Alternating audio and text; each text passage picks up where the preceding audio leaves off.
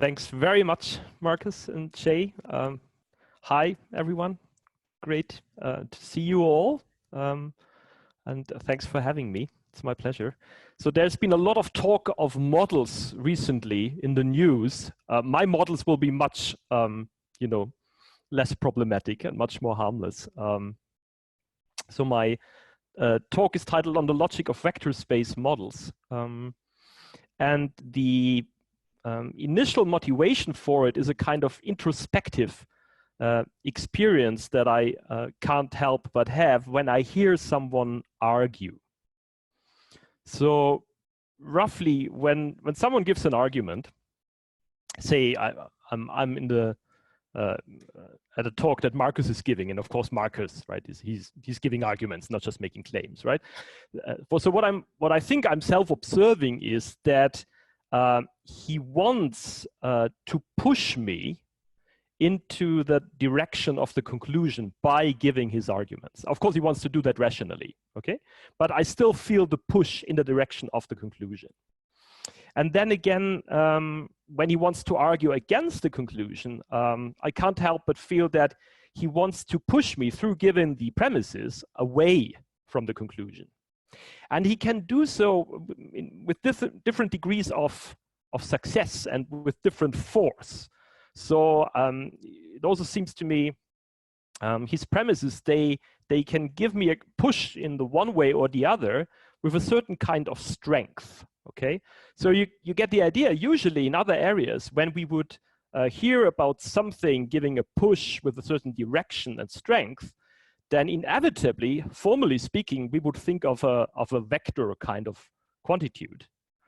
And that's the idea. So I wanna think of content in my talk as a vector. In a sense, I wanna, if you like, dress up the theory of vector spaces as a sort of logical theory and see how far we can get with this kind of geometrical metaphor. Okay, that's the idea. Okay, and if the premises, like here A1 to A2 and so on, they manage to push us perfectly in the direction of the conclusion, then I want to think of that as a kind of deductive inference, and obviously that's what we like in logic. But the framework that I want to build will be broader. So I also want to think of premises as giving me a push, sort of in the direction of the conclusion, but not perfectly, okay? But something that approximates the conclusion to sufficient extent. And then traditionally, we would like to think of an argument like that as maybe an inductively strong one, okay? Not a deductively valid one, but an inductively strong one. And indeed, it will be part of my little logical framework of today that there will also be an account of inductive reasoning of different sorts of belief revision, learning, and the like, okay? So just as a warm-up, actually, it turns out that in my framework, you can later study different kinds of consequence relations, but let me start with the one that conforms maybe best to this guiding geometrical intuition that I've just given you. So say I want to argue for A, okay, and I'm giving you as a premise A. That looks perfect, right? It's not particularly interesting, but you feel the push of A and it pushes you towards A. That's fine, right? Here's something that is more surprising, okay? So say I'm giving you something, like an A, it pushes you somewhere, and then I give you another premise and it is not A. Okay, then, well, in classical logic, we know what would happen, right? But in this kind of geometrical picture, it seems to me if A and not A are sort of equally strong, then overall, nothing has happened to me. Okay, so I've been pushed by A, and then I've also been pushed by not A, which sort of seems to take me back to where I started from. So the best that I should be able to infer rationally should be the logical verum, okay, so the trivial information. That should be fine, and that's it, right? So you can see the logic that we're going to construct will be quite different from the standard logics that we're used to, okay? Here's, again, something unusual. So I might give you, you know, ultimately a reason for the conclusion, A, say, a premise, and then I give you A again, okay? But don't think of it in a way that you read a science paper and someone says A and then says A again, right? That's on the backdrop of classical logic. that would not be very useful to do, okay? But think of it in a way, someone gives you a reason for A, and then maybe an independent reason for A, okay? So then the idea would be, well, I'm pushed towards sort of in the direction of A, but twice as strongly as if I had been pushed, if I had only been given A by itself, okay? So one way to record that logically would be to write A and A in the conclusion. And okay, A and A would then also give us a push towards A, but actually it really pushes a bit farther than just the A, okay? So I can always take back, sort of weaken, if you like, right? So I really have two A's, as it were, and then I say, okay, I just want to infer A, that's fine. I could have inferred A and A. I couldn't have inferred A and A and A because that would have thrice the strength of A, okay?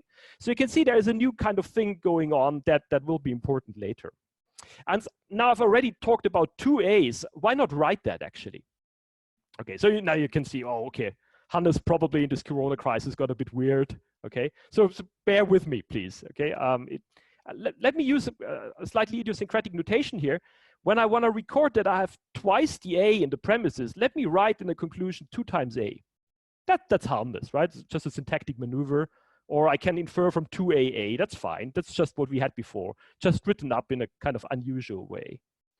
But once you're there, you might do the following. You might say, maybe in the premises, I could just as well have A, and that's not a typo. You can see my mouse, I hope that's half an A. Okay, well, that's not usually what we do in logic. But now you have A and half an A, and you track that. It pushes you towards 1.5 of the A, okay? Well, half of A, it's not, that doesn't look nice. So why don't we write 0.5 of A in the premises, okay? And also here, and here we had A and 0.5 of A, that's 1.5 of A, and now we can infer A, okay? So you can see what I'm doing here is I put scalars in front of formulas, okay? And these scalars are going to allow me to modulate the strength. Sort of I keep the direction intact, but I make it twice as strong or half as strong or what have you, okay? So that's a bit like we apply scalar multiplication to vectors, okay? That's what's going to happen here. But here it becomes a sort of syntactic feature. And to some extent, scalar multiplication will become a kind of logical operation that I built into the calculus from the start, okay? So there's more, right? We have A and A in the premises, then that gets sort of annihilated, right? I have the negation, but not the negation of A and B, but B and A. Okay, so this it should be fine, right? We should have a law of commutativity. And then maybe I have a C, they cancel each other out, so I'm left with the C, or I could infer half of the C or so, and that's it, right? Or maybe I have 1.7 of A and B, and then, you know, this has strength 1, as it were, so I subtract one of the A and B's, but I'm still left with 0.7 of A and B, and of course the C, which I can join by conjunction, okay? So something like that should be doable. And instead of having 0.7 of A and B, I should presumably, right, be able to distribute these scalars so that I have 0.7 of A and 0.7 of B, okay? So that will be another thing that I'll be able to do. And then if I don't want to exploit the full strength of the conclusion, you know, I can weaken that by 1/2, as it were. And that will amount to weakening each of the conjuncts, presumably, okay? So this is the same conclusion that we just had. It will be a logically valid argument later in this logic of vector space models. Now, here's another thing that I want to be able to do. So here I have 0.35 of A and 0.35 of B. I should be able to write that also as 0.35 of parentheses A and B. And then maybe I have that A and B is equivalent, right, expresses the same content, is analytic to, what have you, to a D, that instead of saying 0.35 of A and B, I should be able to write 0.35 of D, okay? So I will also allow myself to have equivalences between these factual formulas that I've used to, okay? So in some sense, I don't want to just have premises and conclusions that sort of express pushes, okay, but I also want to say the push by A and B, that's the same push as the push by D, and exploit that in my logic, if I like, okay? There should also be logical truths, as it were, right? No premises, but I should have a law of associativity for conjunction, and I can express that by this equivalence symbol, if I like, okay? And then if I have A and A is equivalent to B, I should be able to plug in the B for the A, because they're equivalent, in this factual premise A, which would deliver a B, okay? You could also think of as a kind of modus ponens if this was a conditional in both directions, okay? So all of these things should be possible, and they will be possible later. And then there will be cases where this is not a deductive inference, but maybe an inductive one, right? So you have a premise E, you draw a conclusion B and F. It's not a deductive conclusion, okay, but an inductively strong one. And that will show up by measuring its strength in a certain way. So think for the moment like 1 could be the maximum strength, but this might just be sort of an inductively strong inference with strength 0.707, okay? You won't be able to determine the inductive strength from just the logical form, but there will be more that enters to it, sort of the meaning of E and B and F and whatnot, okay? But that will also be part of my picture. What the E, B, and F are going to stand for, you'll see later, okay? So that will be a concrete example at the end of my talk. So I hope this has given you already a flavor of what's there to be. Might look a bit weird, maybe it is a bit weird, and maybe, you know, this will be the last talk that I give on this topic. So it's one of the first ones anyway. So this is a very new topic that I'm working on. We'll see what comes out of it, okay? So, but your feedback will be especially valuable at this early stage of the project. So here's the plan. I'll first develop what I call the basic system, okay? So that comes with a basic language, a basic logic, a basic semantics, and then for free, we get a basic system of belief revision in these vector space models. That will be the basic system. I'm going to present it to you. You're already prepared of what's going to come. And then I'm going to pause. I'll say that this relates in one way or the other to bits and pieces that you find in the literature. And then I'll beef up the system, okay? And I'll do that by introducing yet another new logical notion that will be similarity. So ultimately, I'll be able to track the similarity of contents, meaning similarity, if you like, okay? And with that more powerful system, we'll be then able, in the object language actually, to define lots of interesting notions that we're interested in anyway, okay? The strength of content, as I said, induction, new types of conditionals, and way more. And then I'll give you 3 little applications. One will be the Linder example from cognitive psychology. Another one will be the Queen example, so that's from computational linguistics. And the third one will be to do with machine learning, okay? And in each case, I want to claim that the system can offer us a kind of logical take on something that we already find in the literature, but that's usually not looked at from the logician's point of view. But of course, we want to take the logician's point of view in this context, okay? And then I'll draw some general conclusions and evaluate a bit what the prospects of the project might be, okay? All right, so I should say, I don't think with my current setting here, I see the chat window, okay? So maybe if you have a clarificatory question, maybe Markus, you can just ask the person to raise the question, or maybe raise the question on their behalf or so, okay? Okay, will do. Thanks very much. All right, so here's the basic language of my vector space models, but in a sense, you're already prepared now for that. So I'll have, in this first kind of language, in the basic language, 3 kinds of syntactic entities. Terms, formulas, or more precisely, factual formulas, okay? So intuitively, we use them to talk about the world. And then equivalence formulas, okay?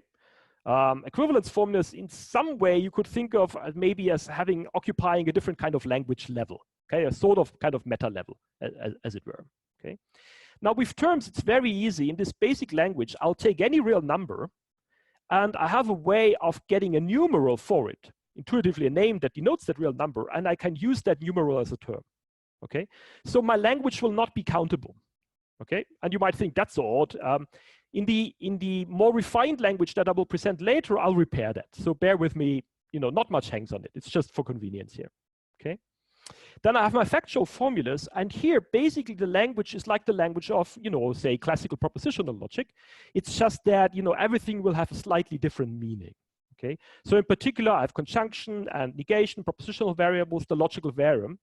The only new feature is that I can plug terms, scalar terms, if you like, in front of factual formulas and get formulas again, okay? But you already know that now from my little warm-up examples.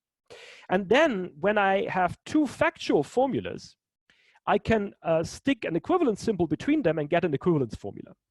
And that's the only formation rule for equivalence formulas at this point.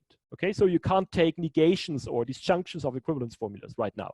In the extended language, you'll be able to do that. Okay, but here it will be pure equivalences. Okay, it's a flat system as far as equivalence formulas are concerned. And then, as usual, we add some metalinguistic abbreviations. So, for example, we might have a material implication symbol for factual formulas, which we define metalinguistically like we would define material implications, say, in classical logic. But again, let me remind you, it won't be classical material implication that we define. It just looks like that.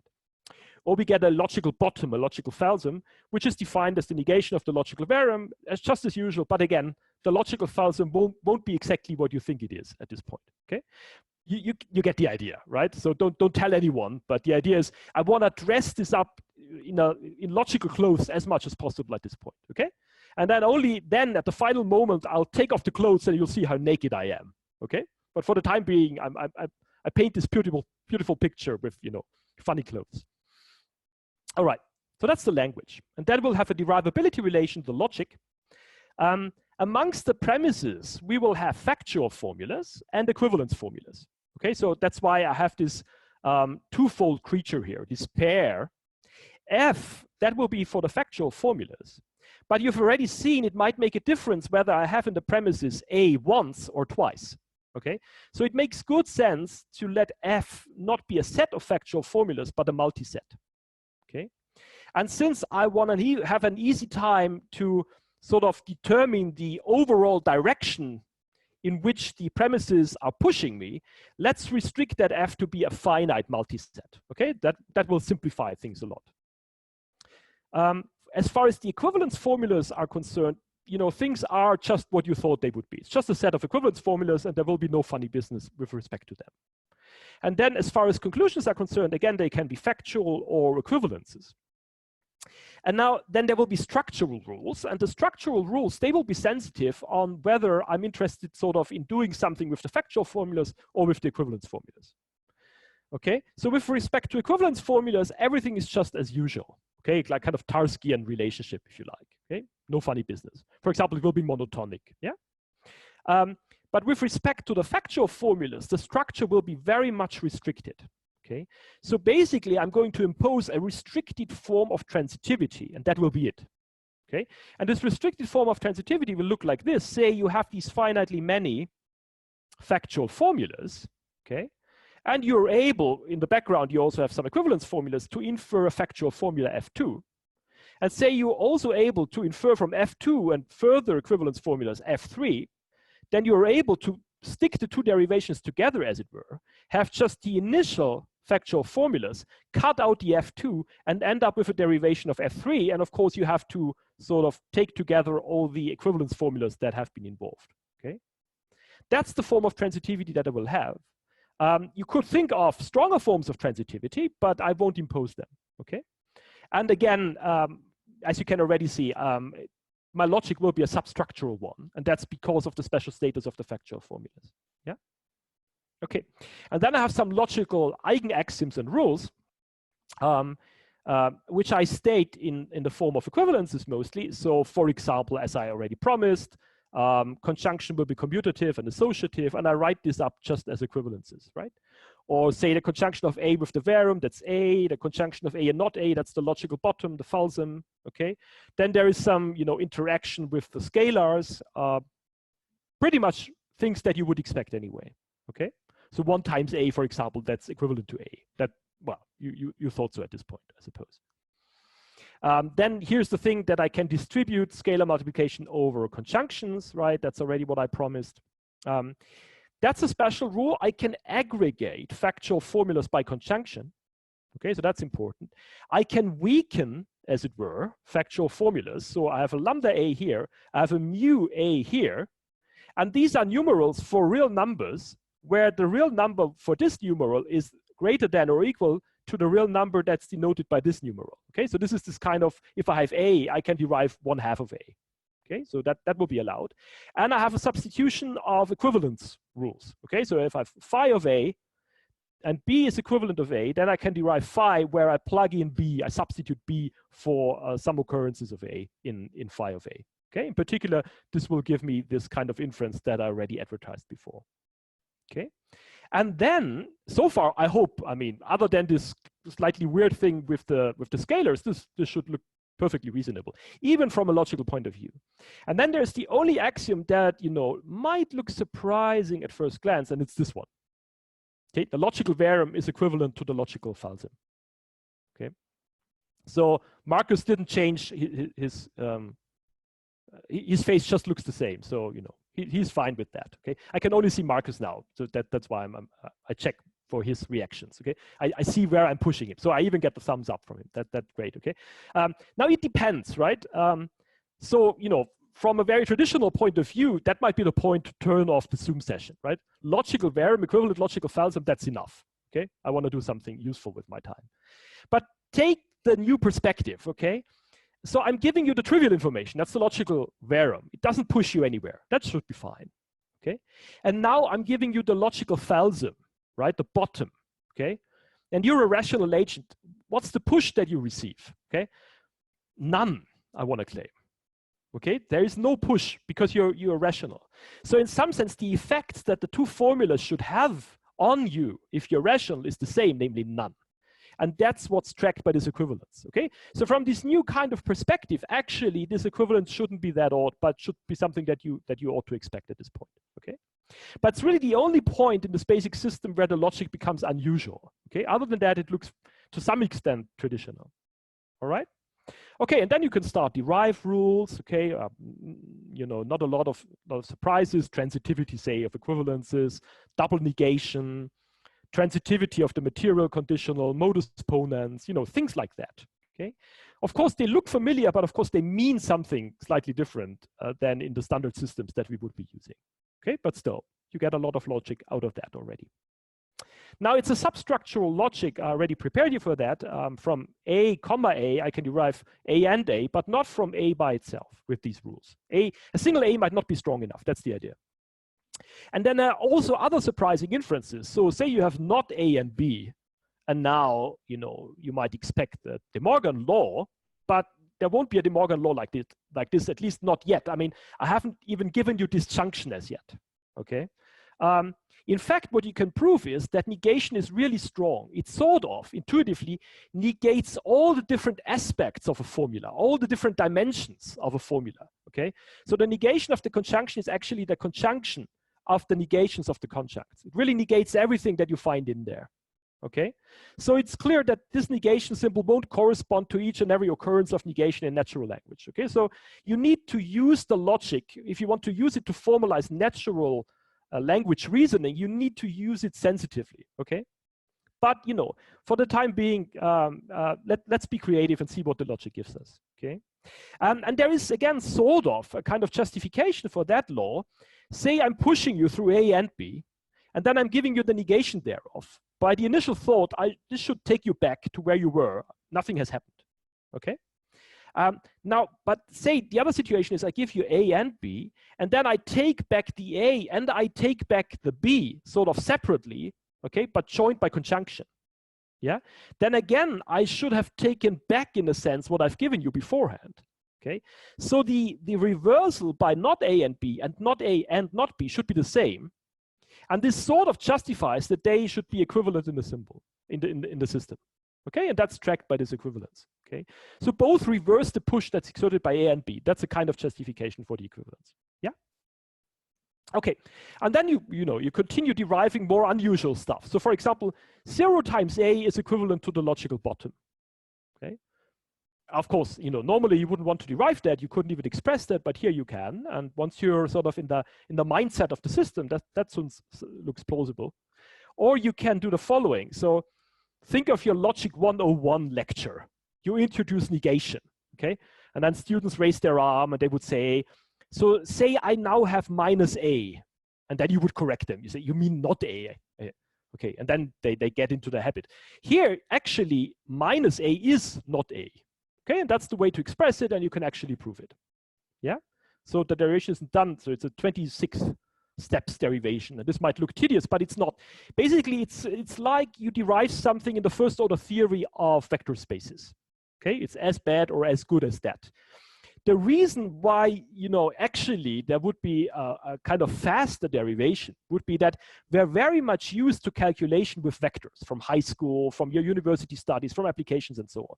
So we have sort of internalized lots of shortcuts when we calculate with vectors. And actually, ultimately, you're going to be able to apply all these shortcuts in my system, because ultimately it's just a logically dressed up system of calculating with vectors. Okay, so don't worry about the 26 lines. There's a shorter derivation. You could give it, but you would take your usual shortcuts, and very soon you'll be able to do that. Okay, and then, for example, the material implication if A then B is nothing but B and minus A. Okay, or abbreviating that a little bit, it's B minus A. And now you might remember again your high school analytic geometry, right? What you have two vectors A and B. What's the vector that takes you from A to B? Well, it's B minus A. That's what we learned. Okay, the vector that takes you from A to B, that's the material conditional here. Okay, and indeed it's by B minus A. So as you can see, there is a kind of geometrical interpretation emerging to all of that. Not a big surprise at this point. So that's the push by A, for example. The push by not A, that's just a reversal. The vector in the opposite direction with the same strength. And then the material conditional is B minus A, so that takes you back, right? That's the A reversal, and then you end up here. So it's this vector, but that's the same like this vector, the vector that takes you from A to B, as it were. That's what you learned in your high school math, okay? And that's exactly the vector for the material implication. So for material implication, there's a nice vectorial interpretation, okay? Which I find cute, okay? Here's a slightly more practical application, okay? So here you're giving premises. What's a king?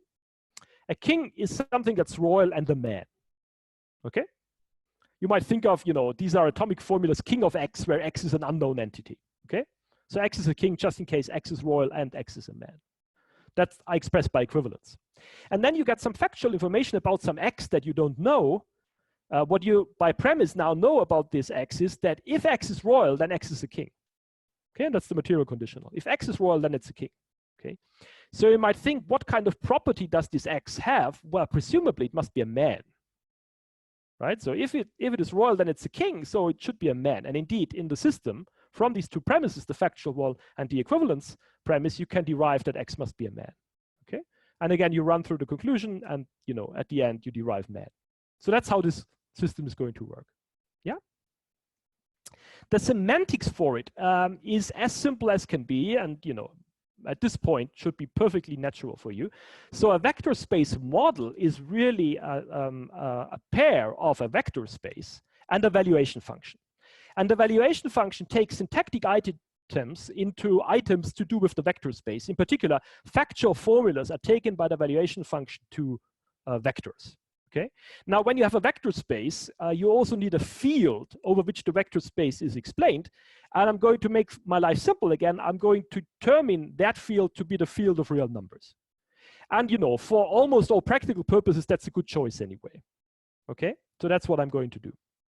Now, I should tell you more about the valuation function because, as usual, it comes with semantic rules. The valuation function takes my real valued scalars into the corresponding real numbers. No surprise, yeah. It takes factual formulas to vectors such that conjunction is mapped to the addition of vectors, negation is mapped to the minus vector, the logical varium is mapped to the origin, to the zero vector, and so on, right? And then for the equivalence formulas, I give them truth values, either T or F, depending on whether the value that's assigned to the left side is identical to the value that's assigned to the right-hand side, okay? And that's my valuation functions. That's my semantic rules. And then I can define logical consequence. So that's one notion of logical consequence, but a sort of a salient one. That's the one that I started with here. And it goes like this. You have formulas, factual ones, equivalences, and you can draw a conclusion validly, just in case for all vector space models. Yeah. When the equivalence premises are all true, then, and now it depends, if C is an equivalence formula, also the C formula gets assigned a T value. So for equivalence formulas, basically logical consequence is truth preservation, right? In all models, as expected, Tarskian idea. But when C is a factual yeah, Markus, you have a... Yes, a clarification question sure. from David. Absolutely. Yeah, so I have a question about small t. Mm-hmm. How does that differ from the verum? Is t a real number? It doesn't have to be. It's the truth value for true. And metalinguistically, it could be, for example, identified with the real number 1 or so, okay? But it doesn't really matter. Okay, it's just metalinguistically, you are able to denote the true value and the false value. And for the semantics, it's only important that they are two distinct entities. It could be, you know, number 1 and number 0, but other than that, it's not important. Okay, thank you. Yeah. Thanks for the question, yeah. So if C is a factual formula, then this is this idea that I started with, right? It's part of the definition that there must be a real number mu, not strictly between 0 and 1, such that if you add up the vectors that are assigned to the factual premises by our evaluation function, and then you multiply that vector with mu, you get the vector that's assigned to the factual conclusion by the evaluation function. Okay? So for example, say you want to derive P, or you want to logically imply, I should say, P from P, then that mu could be 1, for example. Okay? If you want to have that P logically implies 1/2 of P, then the mu should be 1/2 and so on. Okay, so for the factual formulas, you have this other idea. You sort of take together what the premises give you, their overall push, and then the only thing that you can do is you can sort of diminish that kind of push, but you keep the direction intact. Okay, and it needs to be positive so that it won't become a reversal. Okay, so for example, to take the previous example again, you have the equivalences: king is equivalent royal and man. You have the material conditional. We derived from that man, but they also logically imply man. Okay, and that the equivalence gives you a certain identity between vectors.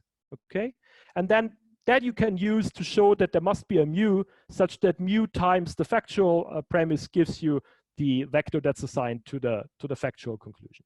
Okay. So for example, P and not P, they won't logically imply Q. So it's a paraconsistent system. And P logically implies P, but P, Q, two premises, they won't logically imply P. Okay, and the idea is that the additional Q might change the direction of the P. Yeah, so that's the reason. Okay, so it's also a non-monotonic consequence relation. Yeah, so many years ago, again, this would be a good stopping point. That's a weird logic, but by now, at least in philosophical logic, we have a sort of liberated understanding of consequence. So that's not yet a stopping point to the project, I hope. Okay, and as it happens, you can prove that this system, the derivability relation that I determined beforehand, is sound and complete with respect to the semantics. And in fact, the proof is very simple. Okay, so there's not much going on the mathematical side here. Okay. Now, final bit to the basic system. Now, this push idea, right? That's been driving the system from the start, and indeed, the push is always there. And you can interpret it differently. I'm going to interpret it now doxastically, and then the push corresponds to a kind of belief revision. Okay, so what I have in the back of my mind here is a kind of AGM, Algeron, Gerdenfors, Makinson conception of belief revision, right? So you remember that theory from the 1980s. You have a belief revision operator, you have a kind of belief set, what you currently believe in, you're given some evidence, now you revise by some ideas, and then you end up with a new belief set, okay? And then you have some rationality postulates on that belief revision operator. And there's something like this that's already built into this minimal system, this basic system, and I want to show you what it looks like if you present it like that. And you can do it in two different ways. So one idea is that the zero vector could be the agent's present doxastic state. Okay, so nothing has pushed sort of the present doxastic state, that's where I am. And now I get new evidence, as it were, okay, the belief revision people would say, or a new premise, that's the B. And then the B pushes me away from my present doxastic state to a new one. And then once I fix a valuation function in my models, the push will be given by the vector that's assigned to the premise or the evidence B that's given to me, okay? So that's my doxastic change vector that's corresponding to the rational change that's effected by receiving the evidence B. So that's one way of interpreting what will be going on. Another is the following one. So maybe I don't want the origin, the zero vector, to track my present doxastic state, but I have a different picture. So go back in time. That's a thought experiment, but that's what people who are Bayesians would like to do of a certain sort. Okay, so say you're objective Bayesian, then they want to say that at the beginning of all stochastic life, okay? I'm at a kind of neutral point. Who knows, that could be in a suitable probability space, the uniform probability measure or something like that. A natural stochastic origin, okay? And then, you know, while receiving one bit of evidence after the other, you know, they would say I'm updating, okay? Here I'm pushed, you know, somewhere. And then I summarize where I am presently. I'm no longer at the beginning of my stochastic life. I summarize where I am presently by a vector, okay? So I already have a vector that's tracking my current stochastic state. My current stochastic state is not a zero vector, but a particular vector, say V of A. So then I use sort of the push that I've been given throughout my life, okay, to track where I am. So it becomes a kind of place vector, if you remember the natural interpretation of vectors. It can track sort of a change, but it can also track the place where you are once you have a natural starting point. And you can use the system also for that purpose.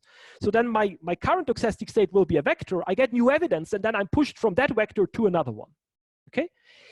Either way, I can use my basic system to give me a kind of system of belief revision in that context, okay? And here is what it looks like.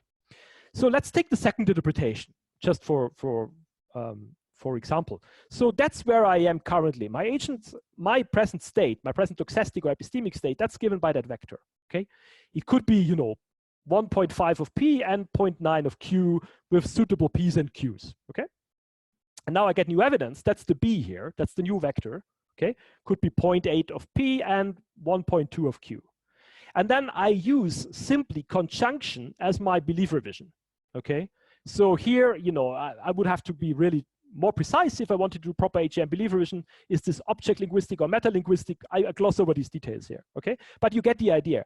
I add B conjunctively to my A, and that's where I am after the belief revision of A by the evidence B, okay? So that's a very natural belief revision operator that's built into the system.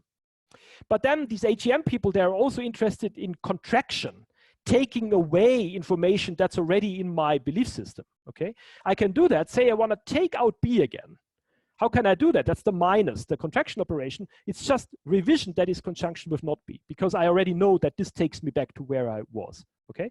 So I'm here, I contract by B, that is, I add conjunctively not B, and I end up where I was, okay? So there's a contraction operation that's built into it.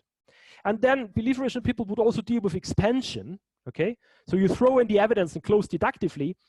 There is nothing like a, you know, immediate direct counterpart to it in that system, but there is something a bit like it in the same ballpark. So say you're on Facebook in your own little bubble, in your own little echo chamber, okay?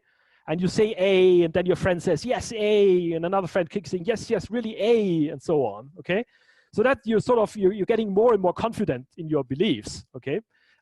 You can track that. It's a sort of a kind of belief expansion, and you simply get that by, you know, conjunction and scalar multiplication, or if you like, just scalar multiplication, okay? You beef up the confidence in your A by just making your belief in A stronger by multiplying with a suitable scalar, okay? So you can see it's a kind of belief revision system that you get for free once you're in that system, yeah? Now, let me pause here for a sec. So what I've just presented you, you know, is a very simple system. You know, soon we'll be able to do way more with it, but already it overlaps with lots of bits and pieces that you find in the literature.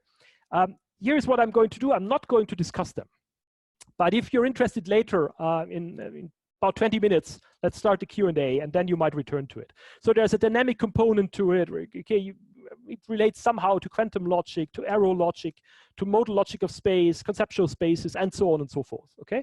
So if you're interested, we can talk about it more. But to the best of my knowledge, it's also not precisely identical to any of those things. Okay, now the system so far, that's not yet interesting enough. So let's make it more interesting, okay? Sorry, Hannes. Sure. Apologies for the interruption. Stefan had a clarification question to the 2 slides back. Perfect point to have that question now. Sorry, 2 slides back. Sure. Is A equal to K? On oh, sorry, that's a typo. Yes, that should be A. Okay. Thanks very much indeed. Okay, thank you. Please. Great, thanks very much.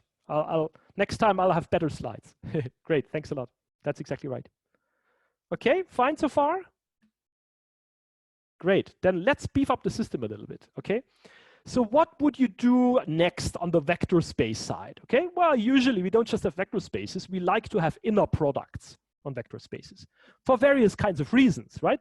From inner products, for example, we can define in a neat way norms, lengths of vectors, and we want to go there, right? We want to have strengths of contents, right? That was one of the driving ideas.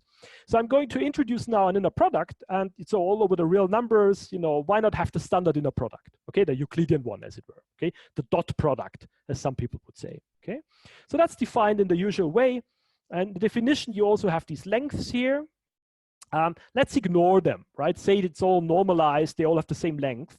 Then really what you track when you take the inner product of the vector that's assigned to A and the vector that's assigned to B is the cosine of the angle between them, okay?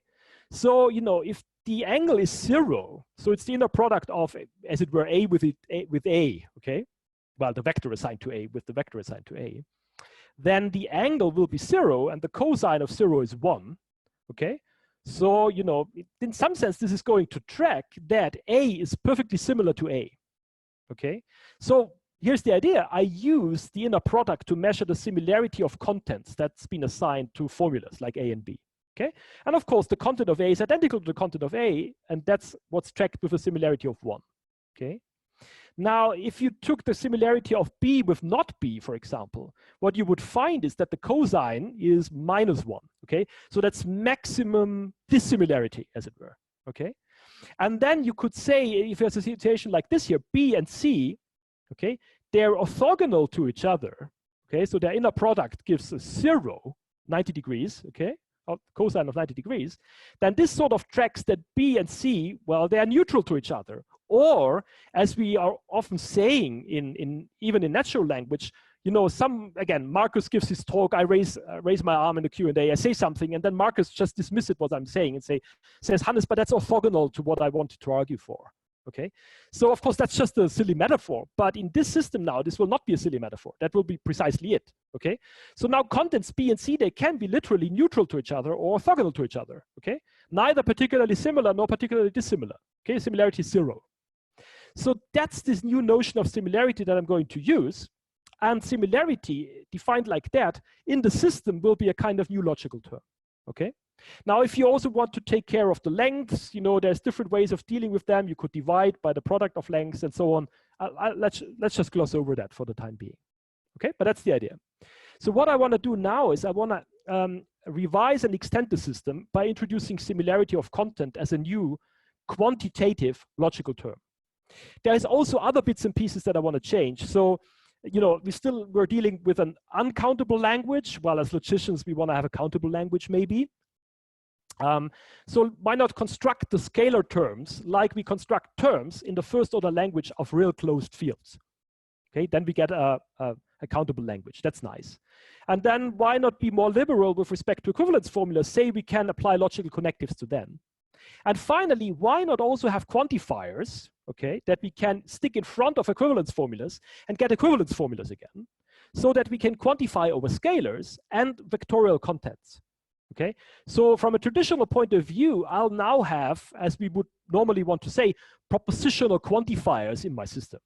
It's just that these propositional quantifiers are really now quantifiers over contents that have vectorial structure rather than being, you know, sets of possible worlds or something like that.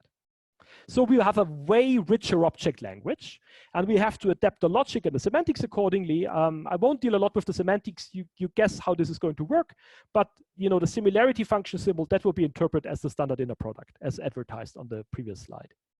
And then I'll be able to define logical consequence just for equivalence formulas, and all the other logical consequence relations for factual formulas. Let me just finish the thought, and then there might be a point, yeah? So I'll be able to define logical consequence just for equivalence formulas. And then if you're interested in having our good old logical consequence relation that's also applicable to factual formulas, I'll be able to define that on the basis just of logical consequence for equivalence formulas and the greater expressiveness of my object language, okay? And then if you want to have an alternative logical consequence relation, again, my guess is you'll be able to define it in terms of my official logical consequence relation and the richer object language that I'm now going to have, okay? Is there any clarificatory question at this point that you want to add? Yes. Stefan Kaufmann wanted to ask Hi, something Stefan. about the Good previous seeing you. slide. I think your microphone is off, Stefan. Or, do you hear me? Now. Yes. Hi, Stefan. Hello. Yes, hi.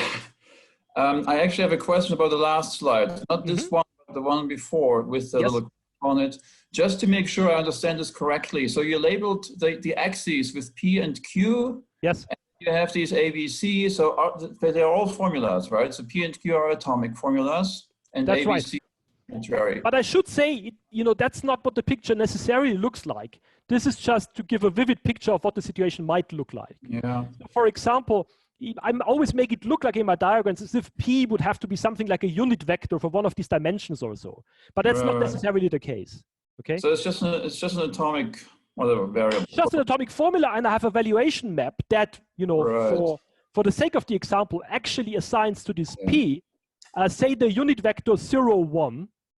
And to Q, the unit vector as, 1, 0, and to Q. Right. But that's just for the sake of the example, okay? So the I was wondering because so if these are the atomic formulas, so you're sort of assuming that they are independent. Not necessarily, just in this. Not just logically, but even sorry. Not in this, not generally, Stefan. Just in this example, in this picture. But if you do this vector calculation, then they are not the dimension labels of your vector space? No, not necessarily. That's what I mean, right? So if I go back to the semantics, just a sec here, the value of a propositional letter is just any old vector in the vector space. So it's just, the picture is just a little bit too let's say, I don't know, misleading. I don't want to say misleading, but okay. Yes, as they are. No, I agree. So, you know, so maybe what I can learn is maybe I thought it would help to have these labels to make the picture more vivid, but I could see that this was misleading in this present case. It's not necessarily like that, okay? It's just that, for example, you know, I used it here. So I wanted to have an A, and I wanted to give you the feel that this is already something, you know, maybe it's of the form 1.5 of P and 0.9 of Q. And in order you sort of visualize that, it's useful to have P here and Q here, because then it's very easy to compute what that vector looks like. That was all. Okay? I see, okay. Good question. So just assuming, thank you. My pleasure. Marcus, so I'm going a bit beyond 5 p.m. with my talk because there are already quite a lot of questions. I hope that's fine. So I'm eating a little bit into my Q&A time here, okay? No problem if that's okay. But it's perfect to have this, to have it in that way. So let's be super flexible here. Okay. So that's the extended language, okay? And again, don't tell anyone, but it's the dressed up language of real closed fields, okay? So if you're into model theory, yay, you know, okay? If you're not into model theory, you might still say yay, okay? Anyway, terms are in the first order theory of real closed fields. Factual formulas are what you assumed, okay? Not much funny business going on. I now have new constants here for which I call logical units, and they are going to track vectors in a orthonormal basis if you look at the semantics, so sort of unit vectors, okay? But they are not identical with the propositional letters. So I have special logical symbols in there over and above the logical varium, okay? But that's not so important. I could even do without if I wanted to. The only thing that's important on this slide is I have this new function symbol sim. If I apply it to factual formulas, I get a term, and again, it measures the similarity of A and B. That was what I already explained here, okay? And then, as I say, I'm more liberal on the side of equivalence formulas, so I can negate them, and I can stick quantifiers in front of them, scalar quantification, and as it were, vectorial quantification, okay? So I get a full first order language if I just look at the equivalence formulas, yeah? And then I have my metalinguistic abbreviations again, like previous ones, but also new ones. So I have material implication for equivalence formulas. They look calligraphic here. Now this thing doesn't just look like material implication, it is literally material implication, as you're going to see in a sec, okay? Whereas this thing, it looks like material implication, but it's not. It's this kind of vector operation that I had before, because this is for factual formulas, while this is for equivalence formulas, yeah? And then I have the logic again. It's an extension of the previous system, so you still find the basic system. Say, you know, conjunction, that's for factual formulas, is still associative and so on. Yeah, the distributivity laws that we had before. everything that you already know. But then I have new logical laws for similarity. So for example, the similarity of A with respect to B and C is the sum of the similarities of A to the single conjuncts. Okay, so in this way, similarity, the new logical symbol, interacts with conjunction, the old logical symbol. Okay, and we can write it up in terms of such equivalences. Okay, and then there are further axioms. And for the scalar multiplication, you know, I have something that really looks more mathematical. Okay, and I'm not trying to hide that because it's for the scalars, and I'm happy for them to be, you know, sort of real valued, as it were. So basically, what I have here is enough to prove for every function that I can express in the system the intermediate value theorem. Okay, as if you're into, you know, real closed fields, that's what you want here. Okay, and again, we have our old bottom is falsum. Okay, verum is falsum. And that's my deductive system. And then I have two final axioms, and they are interaction axioms for scalars and vectorial contents. Basically, in vectorial terms, they say that there is a unique representation of vectors in terms of these logical units, and that means every vector has a uniquely determined sequence of corresponding coordinates with respect to this orthonormal basis that I'm presupposing here. Okay, so there is a nice way of writing vectors through coordinates. That's what I'm postulating here. Okay, and that's my system now, and I have first order logic. I just have first order logic now. Okay, for the equivalence formulas. And then I adapt my semantics accordingly. Sim now corresponds to the inner product as advertised, and you know, the usual thing. And then, as I said, I only define logical consequence now for equivalence formulas. Okay, so it's truth preservation, Tarskian consequence relation as usual. Okay, and now you want to say, but hey, I want to have consequence again also for factual formulas like we had initially, and I can do that.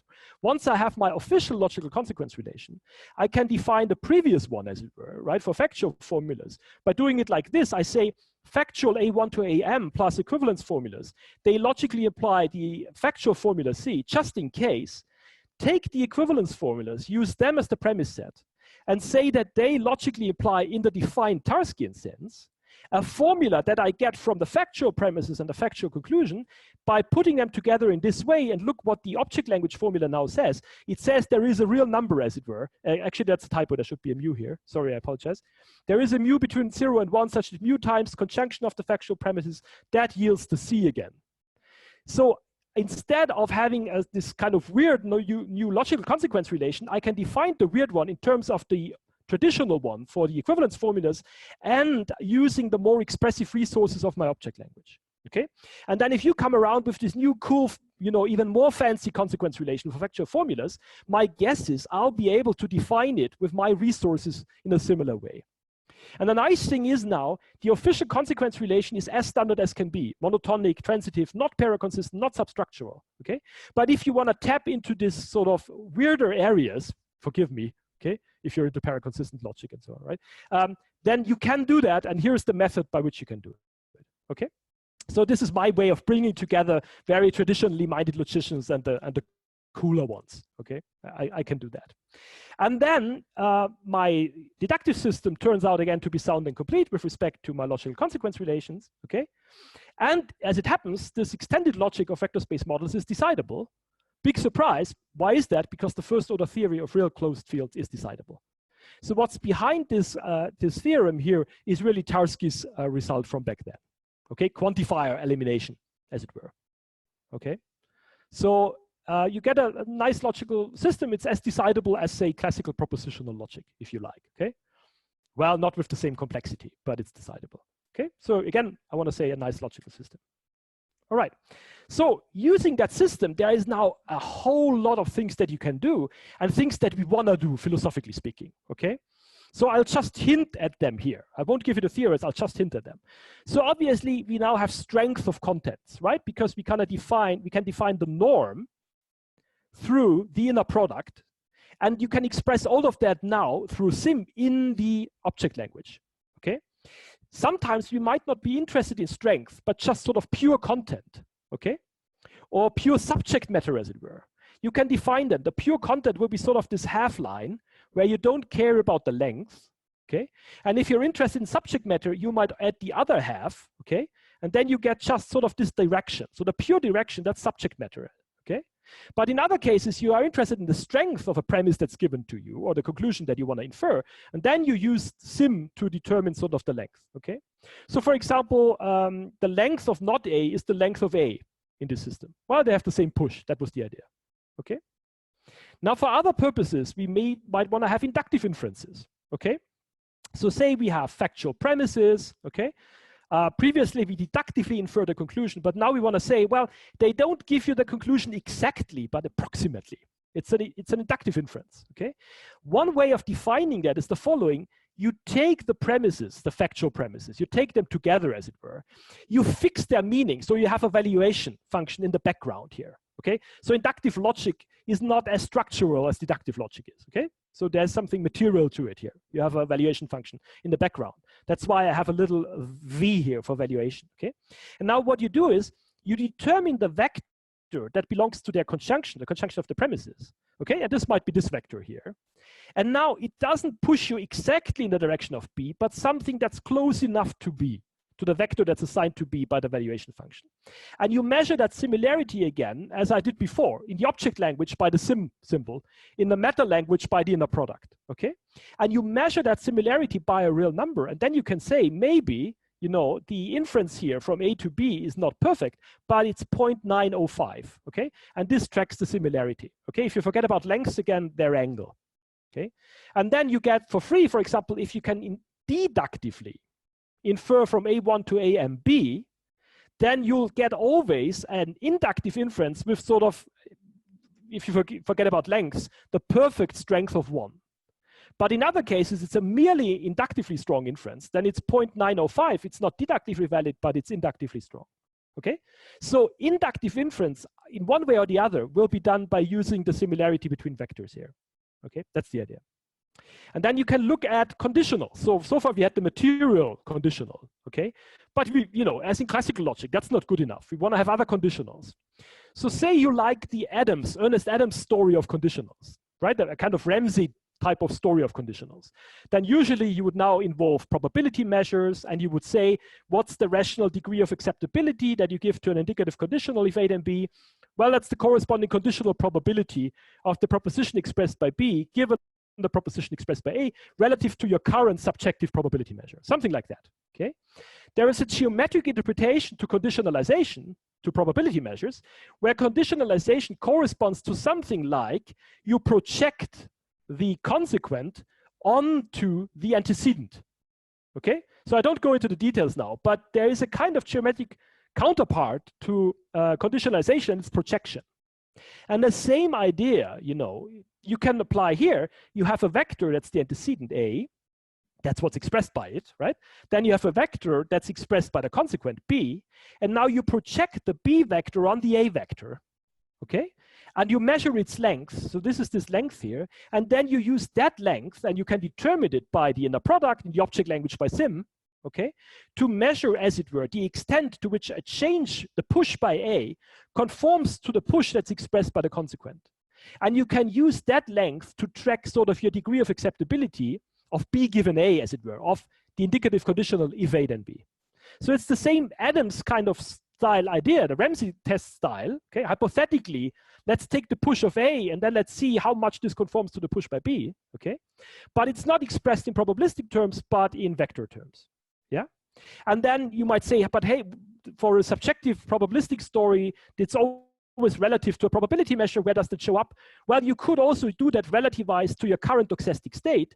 It's just that's not a probability measure, but that would be a vector itself. Okay, and then you would look at the push that's your current vector, their current doxastic state. You add to it the revision that's given by the antecedent, that's A, then you're at this vector, and then you project sort of the consequent vector on that vector, and you use the length of that vector to determine your degrees of acceptability. But you see a very similar kind of Adams style idea of how to get Ramsey test conditionals into the system. And the neat thing is you can express all that in the object language, okay, and study then the logic of indicative conditionals in this way, okay? So if you do it in the right way, I'm not giving you the details now. For example, you will have the proof of a kind of agglomeration law in the consequent, as we want to have, you know, and so on and so forth. You get the idea, okay? Say you want to have modalities. Why not? Okay, again, for vector spaces, what's the next thing that you want to do? you want to have linear transformations, right? Squeezing vectors or rotating them and so on. And think of all the useful applications that these linear transformations have. Okay, if you want to have them here, one way of doing that would be introduce a sentence operator and interpret that box operator by applying a linear transformation. That's effectively a matrix that you multiply with the vector that's expressed by the A. Okay, with this little matrix, you would have the A here, and that once you apply that matrix, that linear transformation, you get box A, and you can see what happens here. If A was here, box A is here. So the box operator sort of expresses that you get more confident in this P dimension, but it shrinks that dimension. So you get less confident in the Q dimension. And this could be a useful new belief revision operator for some purposes, right? And then you look at the corresponding logical properties in the object language and you find out, look, this box operator looks like a normal operator in the sense of modal logic, okay? Commutes with conjunction and so on. And indeed, normality for these normal operators, for these modal operators corresponds, semantically speaking, to these operators expressing linear transformations. Okay, so there's a acute correspondence between normality for the modal operator and linearity of the corresponding maps. And again, you know, if you write it up in a proper way, you can write down matrix multiplication in the system. It's already prepared for that. Okay, so there's a lot that you can do. That's what I wanted to advertise here. So let me finish my talk with 3 little toy examples, okay, so you can see that at work, and then I'm done. So the one is the famous Linda example. Okay, so that's Tversky-Kahneman. I'm sure many of you have heard that at some point, right? So people are given a story in an experiment, right? So it's a story about Linda. She's 31 years old, single, outspoken, very bright, majored in philosophy. As a student, she was deeply concerned with issues of discrimination and social justice, and also participated in anti-nuclear demonstrations, okay? So you get the picture of Linda, you visualize that, sort of, okay, that's what Linda is like. And then people ask the question, what's more probable, given that information about Linda? That she's a bank teller, that's the B here, or that she's a bank teller and a feminist? Feminist is here, okay? So let's assume bank teller and feminist, that's sort of neutral to each other, at least approximately, okay? And people were given an answer, and they were saying, well, it's more probable that she is a bank teller and a feminist than that she is a bank teller, given the evidence, okay? And then people started complaining, wow, people are so irrational. By the laws of probability, the probability of the conjunction, you know, if anything, right, should be less than equal, presumably less than the probability of B here. So there's something weird. And then other people came along, no, they understand the question differently. You know, the usual debate starts. Here is my vectorial take on what's happening here, okay? So the story that people are given is, if you think about it, along conjunction.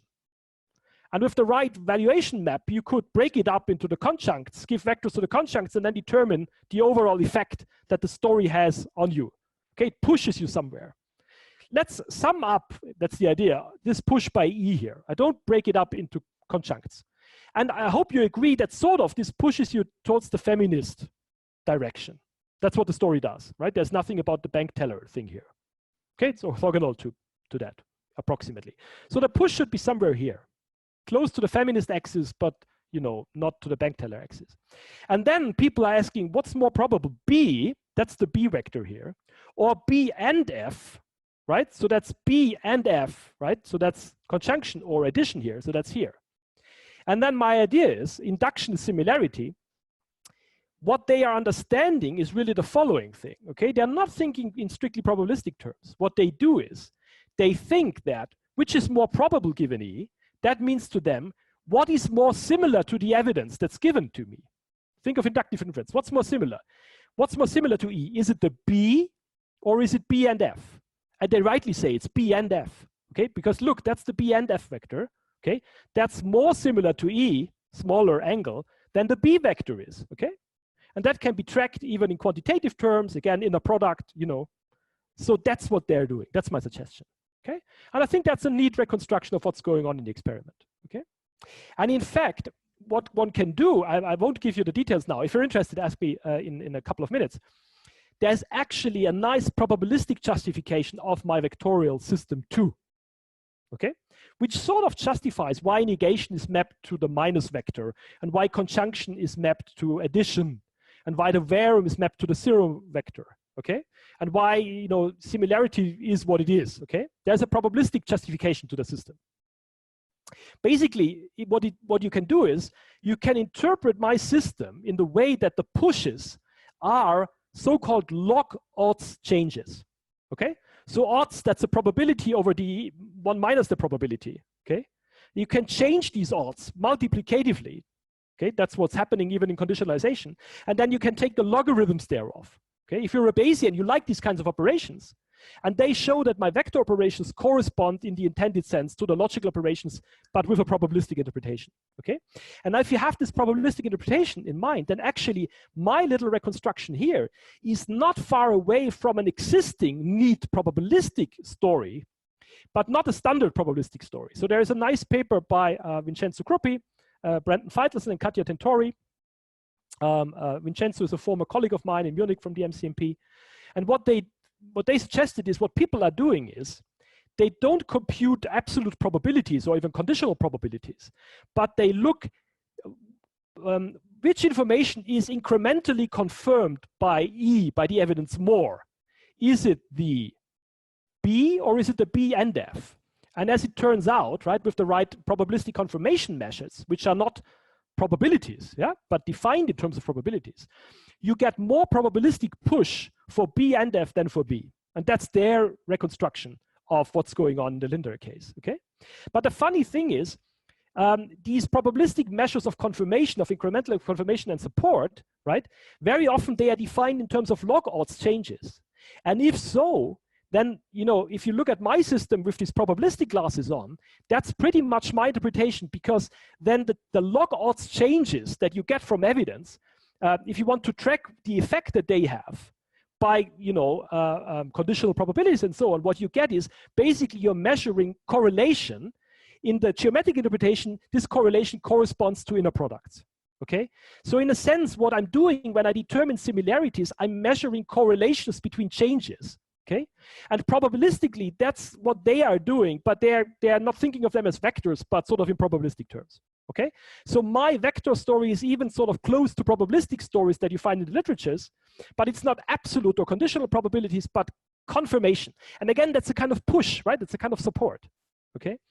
And what, for example, Katja Tentori and Vincenzo Cruppi in independent work then have argued is that people have a much easier time of judging impact of evidence than determining absolute probabilities of evidence or conditional probabilities of evidence, okay?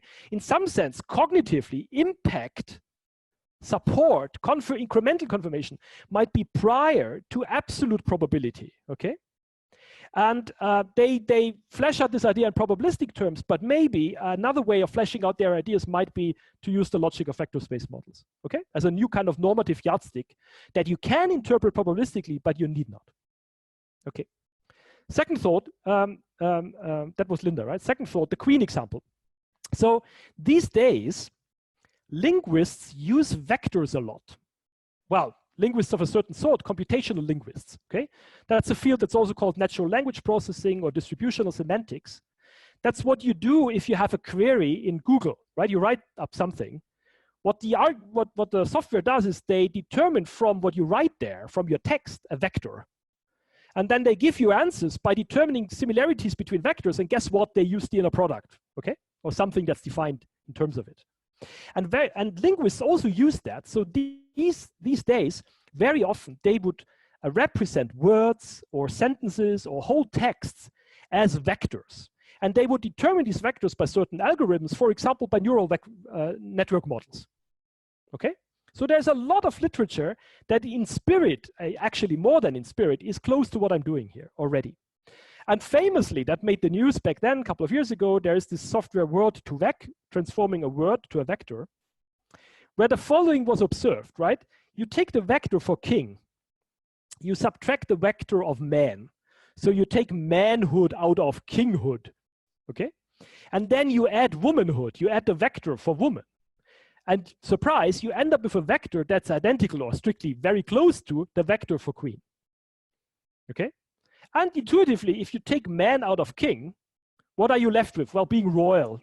And then you add the information that it's woman, so a royal woman, so this is a queen, right? So it may make sense. So vector operations seem to all of a sudden to make sense. So maybe there's a lot that you can do with these vector operations that also make sense from the more semantic point of view. Okay. Now, actually, you would expect just that with my system. And in fact, it's very easy to give sort of a reconstruction of this queen example in the language that I was presenting. Okay. So the only thing that you need to do, you need two premises. A king is a royal man and a queen is a royal woman. Okay, and then you crunch the machinery. Even the minimal system, the basic system that I had would suffice. You don't even need to use the extended system. And then you can show that king minus man plus woman is queen, or in my terminology, if man then king, so must be someone who's royal, and woman, this is equivalent to queen. Okay, and you can derive that just by the laws of the system. Okay, so actually there's a linguistics literature out there, and ultimately coming now from the logical point of view, we might build a bridge to some of these results as well. And then final idea for today, there's also something like a logical reconstruction of machine learning in the offing that in the future may be quite interesting. At least that's what I hope. Okay, so here's a super simple example for that. Take the simplest neural network that you can think of that's able to learn. What is that? Well, it's perceptrons. Okay, so now we are back in the 1950s. Okay, Rosenblatt. Okay, so what did he do? He had a very simple neural network, basically an input layer and an output layer with one neuron, actually, one output neuron. There was an input, values for all the nodes, that's a vector. If you take the nodes together, right, it's a vector. And then you have weights that connect the input nodes to the output node. Take all the weights together, that's a vector, a weight vector. So you have two vectors. Well, reserve some variables in the current system that we're using for them, okay? Vector contents, we have variables for that. And then he wants to come up with a prediction by this neural network after training. The prediction could be whether this is a spam email or not. And the sort of the parameters of the email are given by the input vector, okay? The prediction could then be a scalar, like 1 or -1 for spam and not spam, okay? So have a scalar value reserved for that. And then maybe you also have the true values. This is really a spam. This is not a spam, okay? This will be again a scalar. You can represent it again by 1 and -1. Why not, okay? So you have linguistically all that you need to express what he was doing there, okay? And then there's two things that the perceptron does. It gives you a prediction whether this is a spam email or not. And secondly, you can train it. That's also a kind of long-term belief revision. And both kinds of belief revisions you are able to express in the system now, okay? So I'm now giving you the axioms, the postulates that you would have to add to my logical axioms to get perceptrons out, okay? So that's not how Rosenblatt writes them up, but that's how I want to write them up, okay? So the idea is, if the similarity of the input vector at time k, because you can do that at lots of times, yeah, is similar enough, if the input vector is similar enough to the weight vector, if their similarity is great enough above the threshold, then predict that it's a spam, okay? So roughly your weights vector is where you are, your current doxastic state, right? And it sort of determines, that's what you believe spam email is like. You check for the similarity of the input to that weights. If it's large enough, predict the spam. If not, predict that it's not a spam, right? Okay? So the negation, that's the minus vector, or the minus scalar in this case, -1. And that's it, that's the prediction at this point of time in k, okay? So you can write it up as a belief revision, a short-term factual belief revision, right? At the beginning, the system doesn't know anything in terms of whether this is spam or not. You get the input vector, you revise with it, you can express that revision by conjunction, and you add the prediction value here, okay? So it's a kind of non-monotonic inference.